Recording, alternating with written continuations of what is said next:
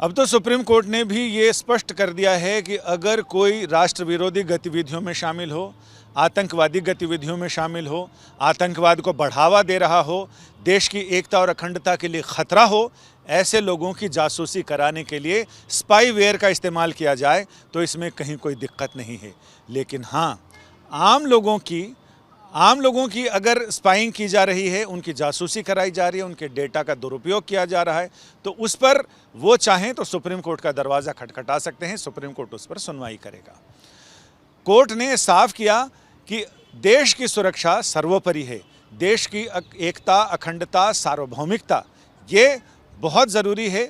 इसके खिलाफ अगर कोई साजिश कर रहा हो तो उनकी जांच, उनके बारे में जासूसी करना, उनकी जानकारी इकट्ठा करने के लिए स्पाईवेयर का इस्तेमाल करना, उसमें कोई दिक्कत नहीं है।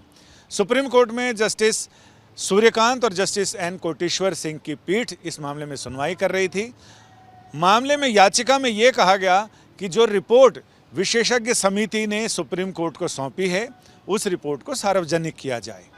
इस पर कोर्ट ने कहा कि वो रिपोर्ट सार्वजनिक करना राष्ट्रहित में नहीं होगा, क्योंकि वो ऐसी संवेदनशील रिपोर्ट है जिससे राष्ट्रीय सुरक्षा भी जुड़ी है और साथ ही इन विषयों पर सड़क पर बहस नहीं की जा सकती है।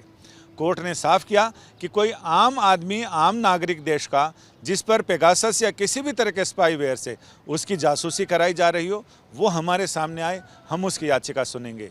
यानी कुल मिलाकर कोर्ट ने साफ कर दिया कि जिन लोगों को मौका दिया गया था, जिनके मोबाइल लिए गए थे, उनमें विशेषज्ञ समिति को कोई बहुत सारी ऐसी चीज़ें नहीं मिली जिससे कि उनके आरोप साबित हों।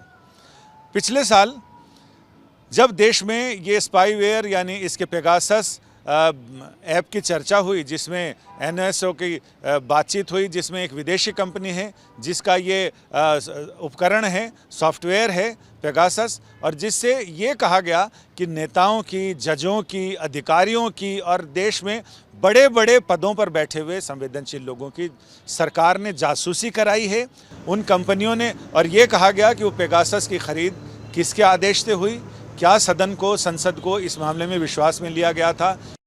चीज़ों की जांच के लिए सुप्रीम कोर्ट ने एक विशेषज्ञ समिति बनाई। जस्टिस रविंद्रन की अगुवाई में उस कमेटी ने जांच की और जांच करने के बाद पूरी रिपोर्ट दी।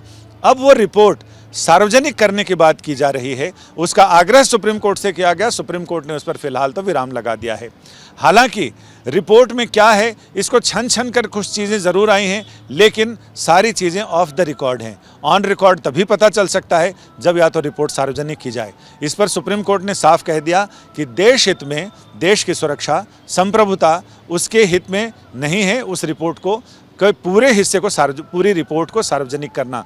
तो अब ये देखना दिलचस्प होगा कि क्या रिपोर्टर के कुछ हिस्से सार्वजनिक किए जाते हैं जिसका कि देश की जनता को जिससे सरोकार हो, या फिर पूरी की पूरी रिपोर्ट ही गोपनीय दस्तावेज़ के रूप में रखी जाती है। ये देखना वाकई दिलचस्प होगा। अब इस मामले की अगली सुनवाई तो जुलाई में होगी, लेकिन ये देखना दिलचस्प होगा कि इसमें आगे सरकार का जवाब क्या आता है और कोर्ट का रुख क्या रहता है। कैमरामैन अंकित के साथ संजय शर्मा, दिल्ली, आज तक।